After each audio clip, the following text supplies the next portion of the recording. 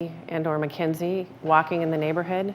14 witnesses that said, I saw Laci Peterson that morning and or Mackenzie the dog. They are tips that were called into the tip line. Some of them aren't specific saying they saw Laci, but they're saying they saw a pregnant woman. Well, that's different than what you said. Retriever. You said you had 14 witnesses that saw Laci that morning, and that's not true. Okay, you have 14. The problem is they weren't ever interviewed properly to determine whether or not they had seen Laci.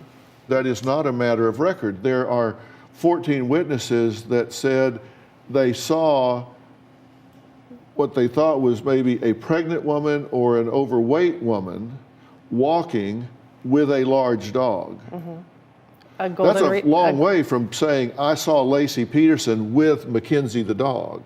Okay, so if a pregnant woman goes missing, the family is pleading with the public to call in, and you live in her neighborhood and you call in and you say, between 10 and 10:30, I was backing out of my driveway and I saw a large woman with dark hair walking a large dog.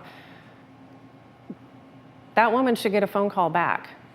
The police didn't call these people back. Oh, she should get more than a phone call back. She should get a visit. She should be briefed. She should be interviewed. She should be shown pictures. So how can Scott be on death row when there's evidence that his wife was alive walking the neighborhood? I don't disagree with you that those people should have been followed up on, but to say you have 14 witnesses that said they saw Laci Peterson and Dog Mackenzie that morning is an overstatement, isn't it? Correct, because they weren't followed up on. Yeah. There's no other person that's been identified that those people could have been seeing. Yeah. If they're not seeing Laci, who are they seeing? It was Laci. One of these witnesses was a mailman. Correct. Who says the dog was not in the yard during the time a neighbor said they put the dog in the yard. Let's take a look at this. This bulletin board covers the events of December 24th, a 1-hour time frame from 10 a.m. to 11 a.m. You have Scott's activities here from 10 to 11 a.m. He's leaving for the warehouse. He arrives at his warehouse.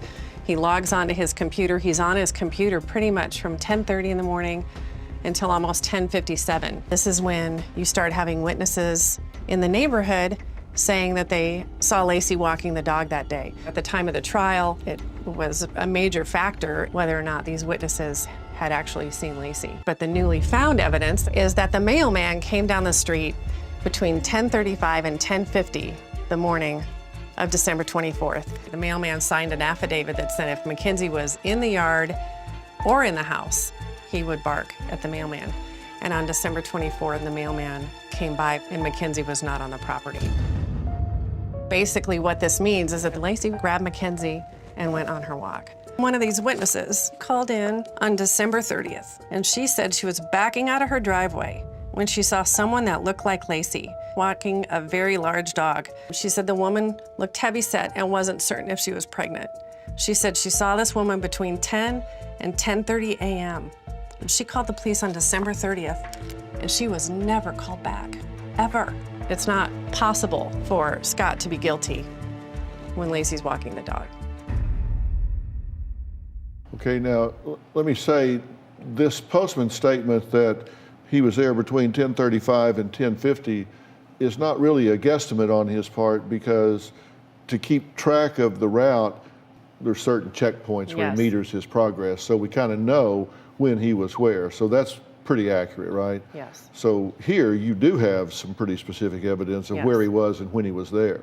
And same with the woman who put the dog back in the yard. There's a forensic component to that as well based on receipts. Okay.